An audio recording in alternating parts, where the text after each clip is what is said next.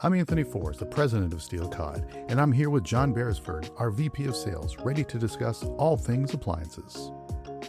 All right, John, pellet grills versus gas grills, but pellet grills specifically have really been growing in popularity. I mean, they kind of almost kind of started right around the time we were getting started, about 10 or Yep. so years ago. And, they would show up and do demos for us and that stuff. And we're kind of like, okay, is this just a smoker or is this just like a smoker plus without ads? Like, what are we getting here out of this? And is it really fair to position it against gas? Is it a replacement of gas? Is it in addition to gas? How do you present them without cannibalizing each other? It's kind of a challenging thing Mhm. where I could see a consumer getting really confused, being like, "I don't need a smoker." And be like, "Well, it's not a smoker per se, but it can smoke." But it just it really is kind of muddy that where that line Super is in muddy. terms of who's where. So how do you want to start this off? Yeah, no, exactly there, right? I think the industry really kind of keeps positioning this like it is some kind of a direct war here, when really to me it isn't, you know? And look, I mean, there are some real pellet enthusiasts that are out there, right? But I fundamentally do not view pellet grills as primary outdoor cooking platforms, right? For at least for the vast majority of households that are out there. I just don't. Because to me, gas is always going to be primary out there and pellet is always going to be secondary. And that does not mean that the pellet grills are bad by any means, right? Some of them are, quite frankly, they're phenomenal. But I think the industry back in our day for sure started really forcing pellet grills into a role that they were never really naturally designed to try to dominate in. Because once you strip away kind of all the hype and the internet tribalism and all that kind of stuff that's out there with them, most people still cook outdoors like they're doing quick dinners and weeknight cooking and high heat and speed and convenience and spontaneity, all those things, right? I mean, that's all gas grill behavior. None of that screams pellet behavior, right? And I think the industry keeps trying to pretend that the ownership experiences between these two things are almost interchangeable when they're clearly not. So here's what's interesting is like pellet grills have done a great job with the internet marketing. It's like they found the influencers and they Yeah. went this direction. I mean, in terms of, charcoal and gas, unless you're cooking a fish on a rock next to a river, no one's really talking about you that much. But pellet grills are getting a lot of enthusiasm, and that's causing maybe issues in the showroom. Yeah, completely. I mean, pellet grills exploded. And the reason why I think they exploded is because they solved a very really specific emotional problem for people, which is they made that whole smoking thing feel approachable, right? And I think that was really the kind of the whole breakthrough with this thing, right? Offset smoking historically came with fire management and wood management and temperature babysitting and constant monitoring all the time, massive learning curves as a result, and a pretty big risk of failure too.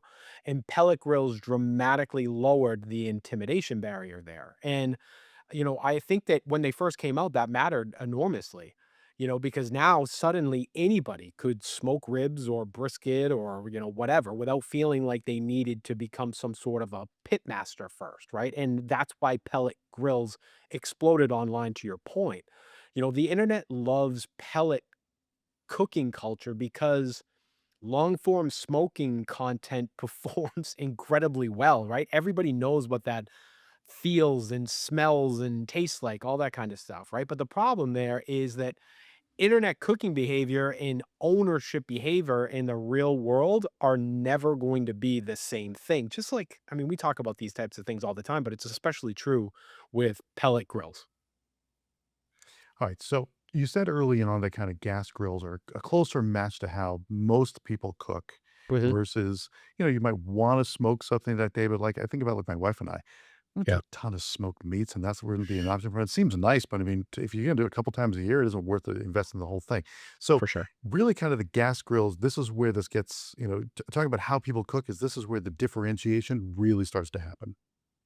Yeah, completely. Most households do not primarily cook outdoors like you're talking about, right? Like these barbecue kind of hobbyists and enthusiasts that are out there. They cook outdoors like busy people, just like they cook indoors, right?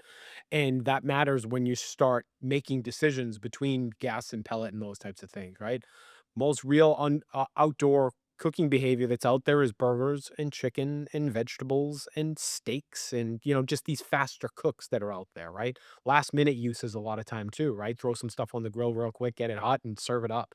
So, gas dominates that kind of a lifestyle and for good reason because they have a faster ignition, right? And faster preheat and high heat and low friction in just an easy process to get in and out of all the way to shutdown. And that convenience matters way more than these enthusiasts out there really sometimes want to admit.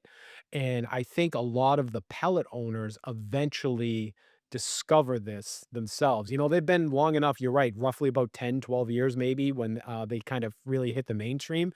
There's a lot of people that bought into pellets that I know personally. They're like, oh, now I'm going to have to go out and buy a gas grill now too, because it's so aspirational. It's just one of those things. It almost catches you off guard when you go in to look for a grill and you just see all of this advertising for smoke and you're like, yeah, I'm going to smoke constantly. I'm going to do it all the time.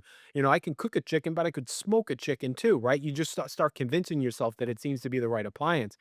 And the reality often becomes like, all right, yeah, like I said, I would smoke chicken instead of cooking a chicken breast, but it's Tuesday night and my wife's coming home in 10 minutes and I need to put something on the table here. So we're not smoking chicken at that point, right? And that's where gas completely separates itself in the conversation is once, living gets real, that's where all the aspirational stuff kind of goes out the window. So what's interesting about that is I was thinking about this too when we had our first demos with the pellet grills, is that Mhm. they were like, "This is a gas grill replacement. Look at all the things we can cook," and they would cook and be like, "Well, it was cooked through, like, we're not gonna get sick." A lot of it didn't really look all that appetizing, and boy, that Yeah. burger took a really long time.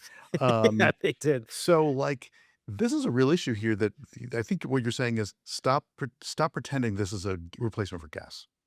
100%, and I remember back to those trainings and I would like bribe my salespeople at the time and I'd be like, listen, if you can get through this presentation without smirking, I'll give you an extra day off. Like it was just one of those things because it was exactly that. And it was always hamburgers for a reason. And like I had no idea. It's like, let me throw one of these on and wait till you taste this. 27 minutes later, we're like, is it done yet?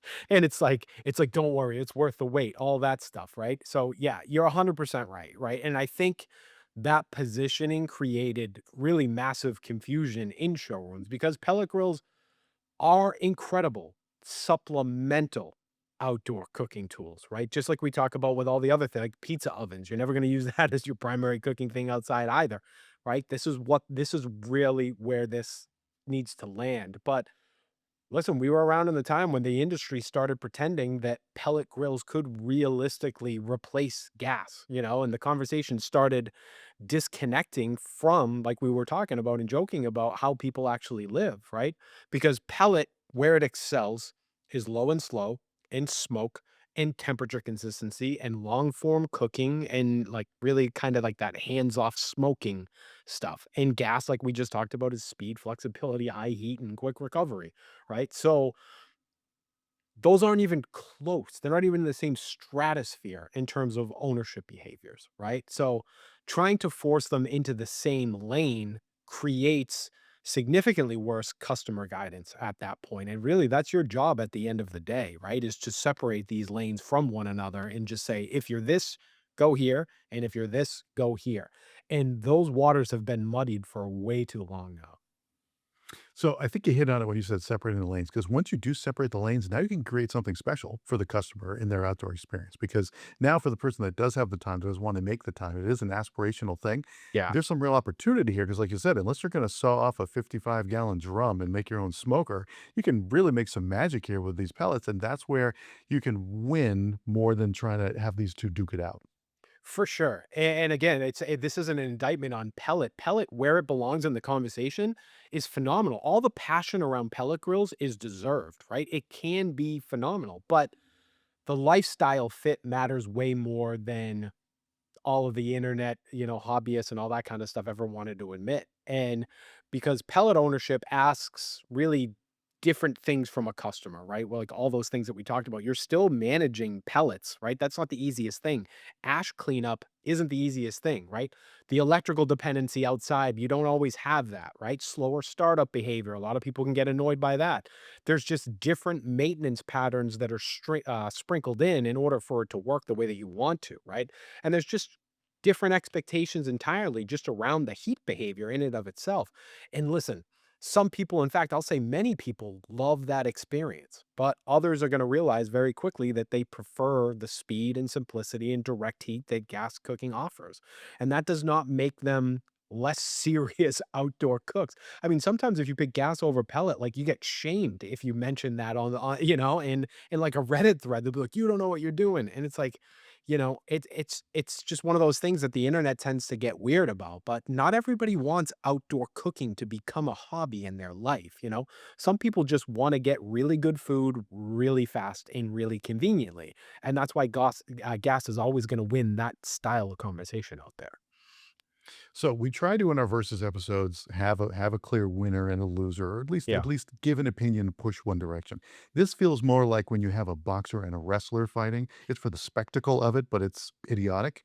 And right. this kind of feels along those one where the internet is kind of wanted to crown one as better. I don't know if that's the right direction for these. Yeah, you're right. It's the wrong framework completely for this one, right?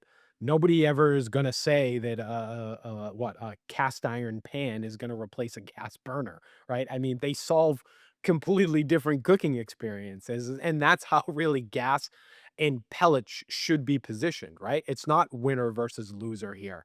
It's what type of outdoor cooking behavior are you actually trying to optimize for, right? Because if somebody primarily wants quick, infrequent, and high heat and that kind of stuff, you're a gas customer. You don't even have to consider pellet as an option, you know? And then if they become super passionate about smoking and long form cooking as they start to move forward, well, then pellet can become an incredible secondary addition. I mean, we're not talking about a massive investment with some of these pellet grills that are out there. There's no reason why you can't have both.